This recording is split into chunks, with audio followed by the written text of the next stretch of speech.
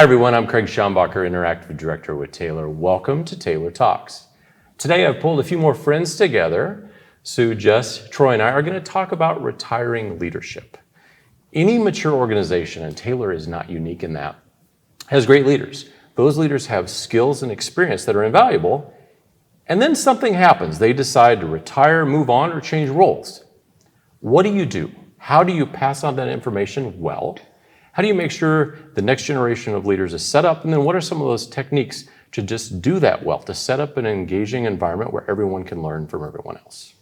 Before we dive into this and solve all the world's problems, let's meet the group a little bit more. Sue, would you tell us who you are and what you do at Taylor, please? So my name is Sue Lund. I have been working for Taylor Corporation for 39 years, and it has been the most incredible ride. For the last 12 years, my role was Vice President of Business Development for our Taylor On Demand division. As of November 1st, I went into semi-retirement. I am still working at Taylor in a part-time position, 15 hours a week, which has been absolutely incredible. And I am having a great time as I'm easing into retirement. That might be a relevant discussion for things we talk about as we go forward. Jess, will you tell us who you are and what you do at Taylor? Sure. Jessica Wolfe, and I was blessed to be a part of Sue's team for about 3.5 years before she went into semi-retirement. I'm a senior account executive on the Taylor On Demand team. And Troy, last but not least, who are you and what do you do at Taylor? Troy Barnes, I oversee our prime labels and packaging division. So I've been with Taylor 40 years, so getting close to that retirement window as well. So looking forward to the conversation today. Yeah, we're not going to solve any of the world's problems today. Also, if you retire at the end of this discussion, I'm in trouble. So we're just going to avoid. Let's dive in at an intro level and just talk about the challenges that can create. So Sue, I'm going to start with you, and the reason I asked you to be a part of this discussion is because your role has changed.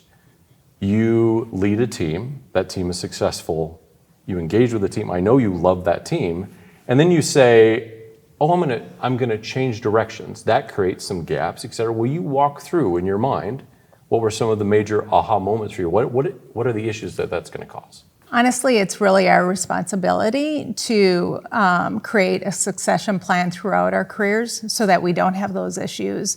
When I first took on my role, I moved from a product development role into a business development role. The person who I was replacing gave a two-week notice, so I had so much to learn. But I embraced it because I had people around me to support me in that transition.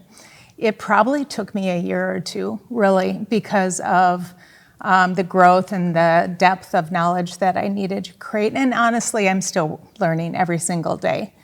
But what I promised myself is that I was going to surround myself with the most talented people and really work with them to support me in a way so that there wasn't going to be a gap when I went into a different role or went into semi-retirement. And it's great. And truly, when you do that, you're going to be extremely successful because you have the people around you that make you shine. So it was a great piece of advice Dave Humbert gave me years and years ago. Do you remember Dave? I do, yes, great leader. Yeah, you surround yourself with really talented people. So you bring them into the budget meetings, you bring them into the legal contracts, you bring them into all of those things so that the transition is fairly simple. Yeah, and I think it's an opportunity as much, maybe not a challenge, but an opportunity because we were all given opportunities by, previous leaders, situations came up, and so I think it's an opportunity to, a different perspective, a new perspective, things with AI that we're experiencing now that, we didn't have, right, back in the day. Mm-hmm. So I think it's an opportunity for the new up-and-comers to, try something different. Yep. I'm going to get back to that. Jess, I want to hear it. You can pick on Sue or not, but many a team meetings, right? Yeah. Lots of knowledge, and at the same time, what does that transition create in your mind? Because Jamie's great, right? Yeah. But then we have a leadership change, we have personality change, but we also have knowledge that Sue has So how do you absorb that, and what things are created in that transition? Yeah. So, and I'll use a sports analogy, but when the coach changes, I think the team can get worried. It can feel unstable. It can feel like, well, we were so used to one style. How do we adjust to a new style?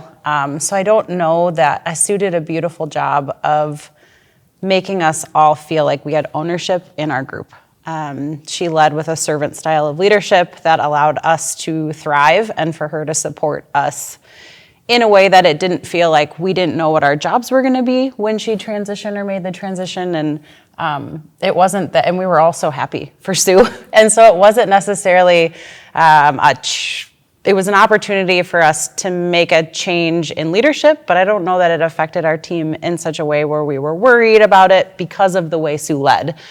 So I think her legacy is how she empowered all of us to really own our roles within Taylor and feel empowered to move and make our jobs what they needed to be, and already feel like leaders on our team. So the leadership change wasn't as dramatic as maybe it could have been. Well, and I had the great opportunity to bring in someone who really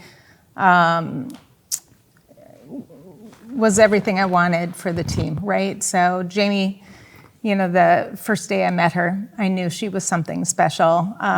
She led just as I did, with a servant heart.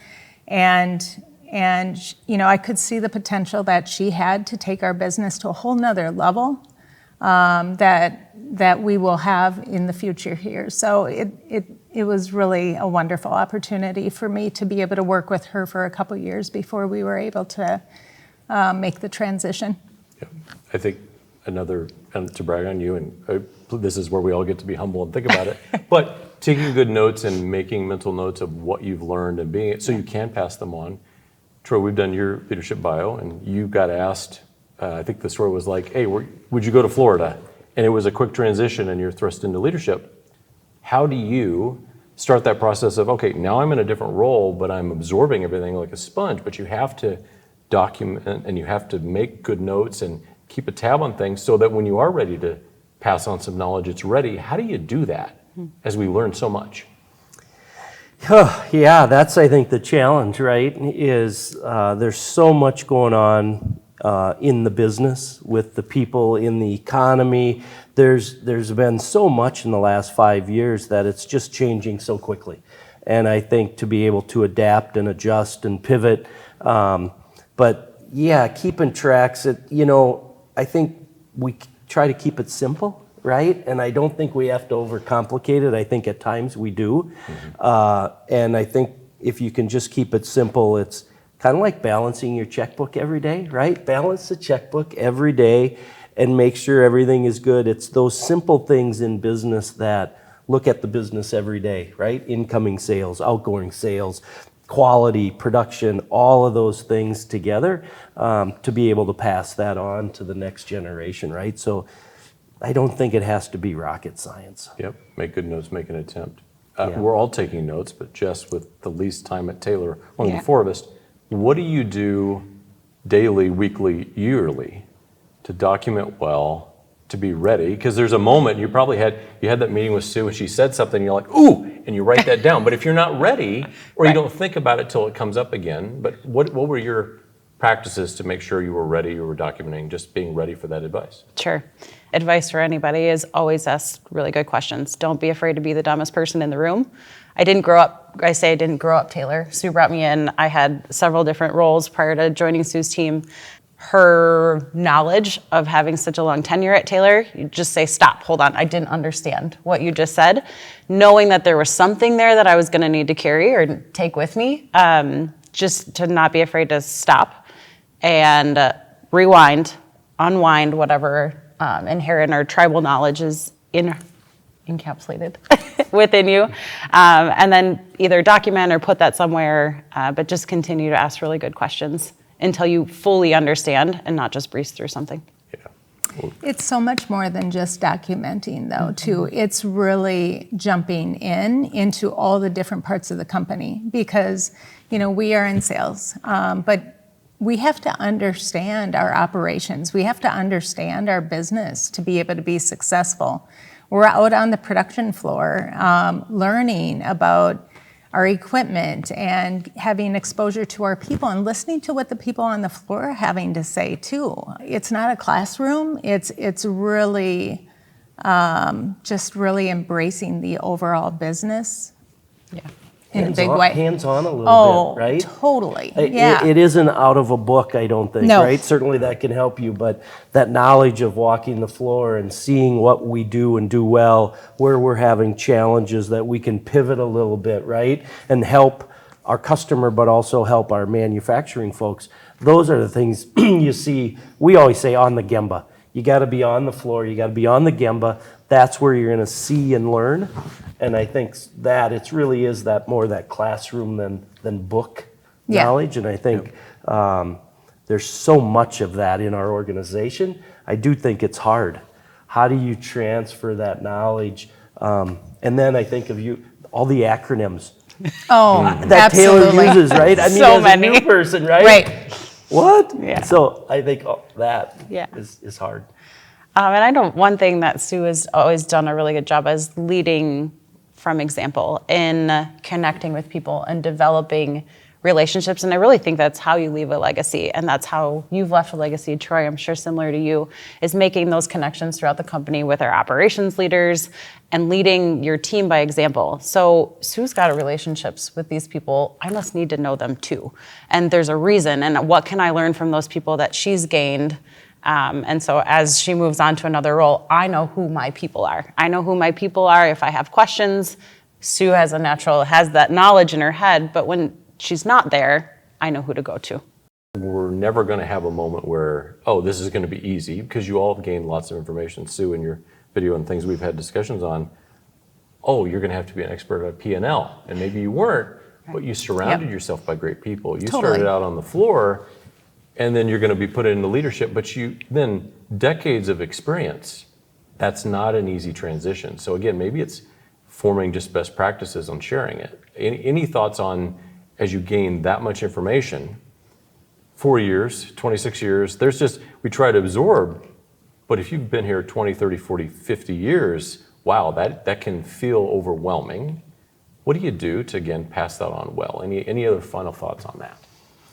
No, I think, bring people into our monthly P&L calls, get it down another level, right? Of maybe these folks who aren't exposed to those types of things today, expose them and start to let them see and understand the whys and ask questions, right? I think that's just more exposure to those folks who want it, right? Not everybody wants it. So I think identifying those folks that do and then give them the opportunity to be exposed. And encouraging them to have one-on-one conversations with other leaders. Anybody on the team, I think, would be pretty comfortable reaching out to our IT leaders or a finance leader, sit down and just say, help me understand this. Our leadership is great at mentoring and always willing to support our team. Yep. At Taylor, one of our core values, always a better way. So we're going to hit that topic. There's a possibility that one of you may have developed a bad habit along the way, or a great habit, but there is a better way. Like you start it, you've done well, and it's the way we've always done it. But we are always trying as an organization to how can we improve and take it to the next level. So for you, Troy, you and Sue, how do you take we've done it this way, but there might be a better way. I want to listen to the next person, younger or older, doesn't matter, but that next idea to improve it even more. How do you stay aware of that? So let me start. When I took on my last position in 2014, Taylor really kind of reinvented itself in print on demand and partnering with the large .coms. And what we had to completely rework our operations, our equipment, all of those different things. And the requirements and expectations of our new partners really created, we couldn't go back and say, well, this is the way we've always done things. So we had to reinvent ourselves. And throughout the journey, we continue to have to improve, be stronger, and make changes. So, I mean, always a better way absolutely is something that our team has always, led by. I think it goes back to just listening, right? I think, again, Absolutely. the people doing the work know what's working and what isn't. I think it's our job as leaders to listen and then help remove the roadblocks. Well, if we need a different piece of equipment or we have to fix a workflow, but I think it's the employees, and again, I think it's the weekly department meetings that we have, the town halls, just, again, asking open-ended questions. It's the employees want to tell us what's wrong, but sometimes we have to pull it out of them. And so, that's where I think we get our best information and best improvement. Certainly, we all probably have opinions, right? But I think, hey, here's what I'm thinking. What are you seeing? I think that too engages the employees, right? And, we do our employee engagements, and we can always do more communication, more engagement. But I think it's being on the floor, asking our employees and listening, and then taking action. I think sometimes that's where we fall, is we don't take that action. We might have taken notes, but did we do something with it? Right. But when you do, how exciting for the employees who are recognized then, and also see how they've contributed. And the more you recognize people, the more they're going to contribute, and the more positive change is going to be made. And I think that comes from that servant style of leadership that you embody so well. And creating a culture of advocacy, feeling like even if you're not a people leader per se, that you're still a leader and people are hearing you and you can create change. I think that not only creates future leaders, because it empowers people to feel like they're making a difference, but it also it makes people want to stay. They're not going to leave because their voices are being heard. They're feeling like they're growing. And I think it creates a enormous culture of advocacy. I can give an example. I think it was 2.5 years ago, we started daily Gemba walks, and there was a pre-press person, and she was giving us nuggets every day, and we were taking notes and taking action. And I remember vividly the day she goes, well, now that you're taking care of my little stuff, I'm going to give you the big nuggets. Oh, nice. And to your point, it's like, okay, they're listening finally. Now I can, and so it's like, wow. Yep. I have a specific question for you, Jess. Yeah. How do you tactfully, when you have an idea, okay, so let's say you and Sue are in a meeting, right? You have an idea, but Sue may have tried that multiple times or different ways. So there's an approach there of, I have an idea. You don't want to insult or whatever. At the same time, that discussion always leads to a better possibility, or at least no, we've tried that, but how do you approach that tactfully? Honestly, that's never been hard for our team. And I think that comes from feeling trusted by your leader. We, again, always felt empowered to share our opinion, and Sue's always so graceful. You have your isms, we know, oh, I knew Sue didn't necessarily like that idea, but she was always so graceful about how, maybe she's tried that already, but would always hear us out, walk through it, try to walk through our thought process. And really, we just lean into the relationship that we have outside of work, or that we've developed, of that trust. So I trust her enough to go to her with my ideas, and she trusts me enough to know that I'm only going to bring ideas that maybe I've thought through and that are worth talking through. When someone has a suggestion, and maybe you've tried it 2 or 3 different ways, and you know option B isn't going to work, how do you stay open, flexible, and at the same time, some of those best ideas, when they're suggested, that leads to something else. It's not maybe, Jess, it may not be your idea, but it might be that idea combined with something you've done and then mixed and perfected. How do you stay open on those? Yeah, I think it's certainly listening. Maybe you bring in another perspective to the group to say, we're thinking about this.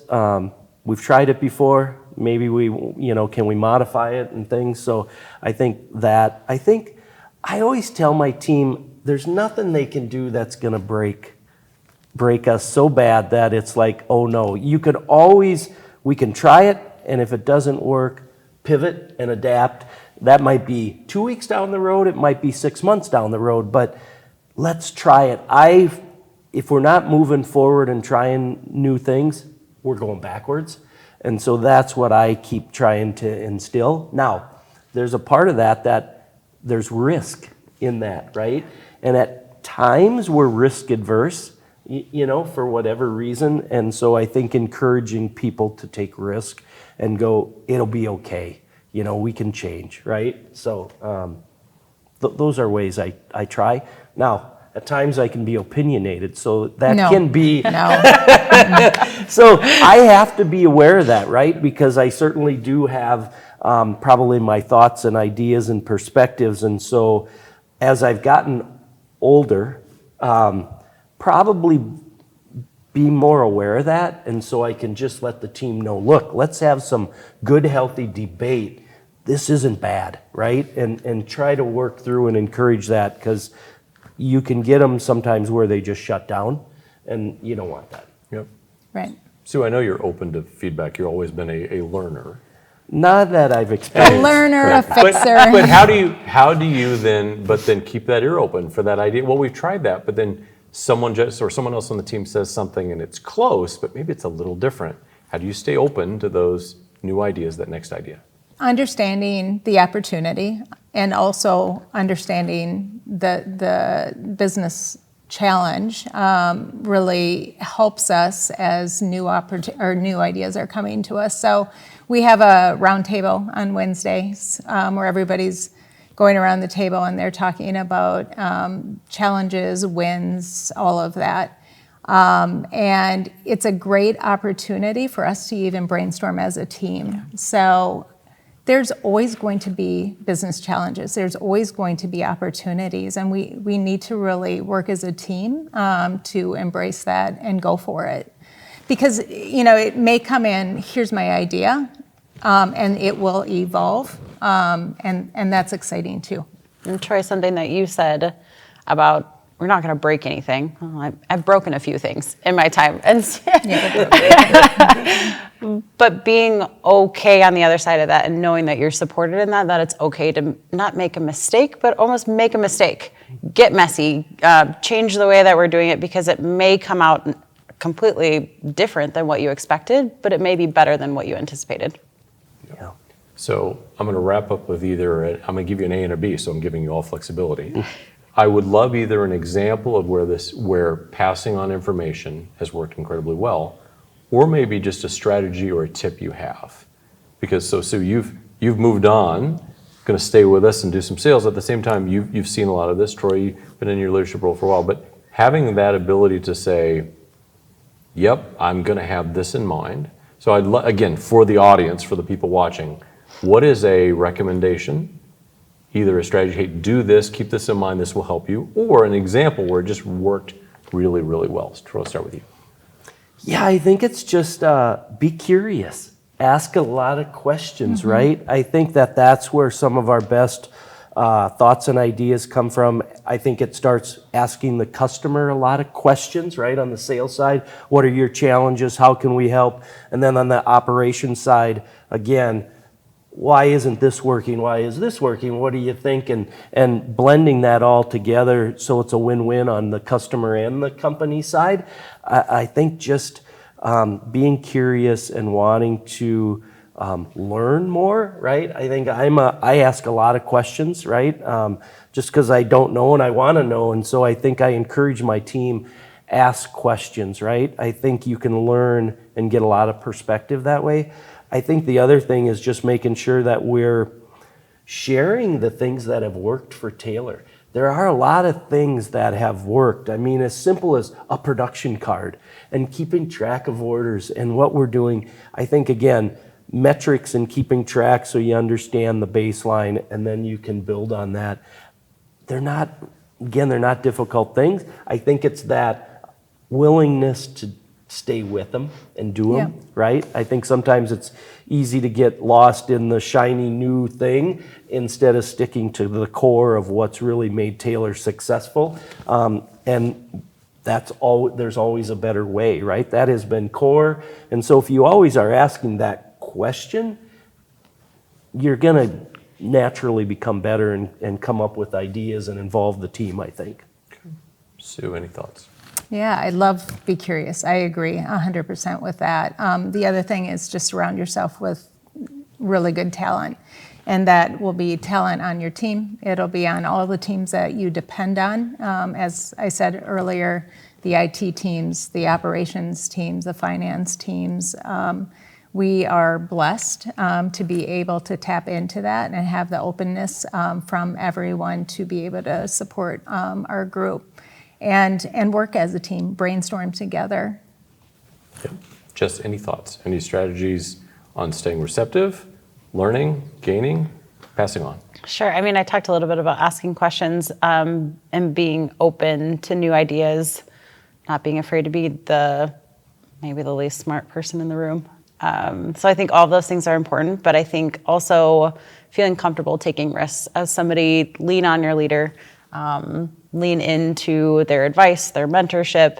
An example of this is just coming into this role, not growing up Taylor, not being from the printing industry. Sue took a big risk. I feel like we have I remember her saying, like, this is not a behind the scenes type of role. There's a lot of pressure here. How are you going to handle that? But I felt okay because I knew she was behind me and I felt supported in that. And even though I knew she took a risk, I knew I had big shoes to fill. But also then me taking that and leaning in, asking those good questions and figuring out how to level up my leadership to fill the shoes that I was given. Yep.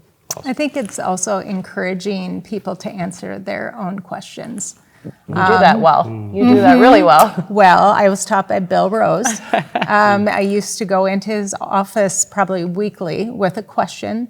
And finally, he's like, what would you do? What would you do? And honestly, like, it helped me gain the confidence to be able to answer my own questions and help other people as well. And I know I've done that to you. Yeah, and I think in those moments gave me confidence sometimes when you say, well, I would see it differently, but also when you're like, that's exactly what I would do, I'd be like, yes, I'm getting this. I can do this. I feel good enough to go forward. So yeah, you do that well. Yeah, I think that's one of the things Taylor has done really well is you're able to pick up the phone and call somebody and look for advice, or hey, have you been through this situation? The Bill Roses, the Dave Humberts, the Bill Kazitzes, Glenn, Charlie, they're all willing to pick up the phone and allow you to ask that maybe stupid question, but they don't make you feel that way, and they just give you a perspective. And I think that's allowed all of us to be vulnerable,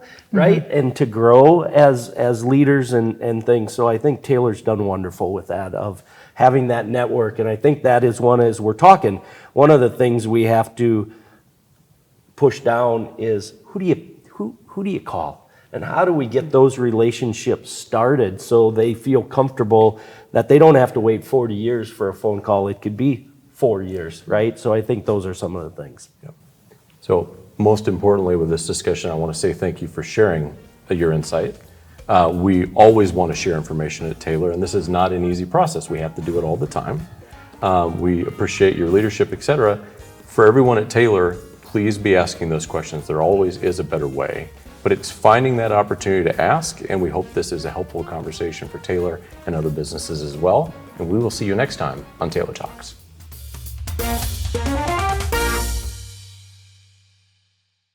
I'm trying to remember how you wrapped your last comment, because it would be great to have something relative.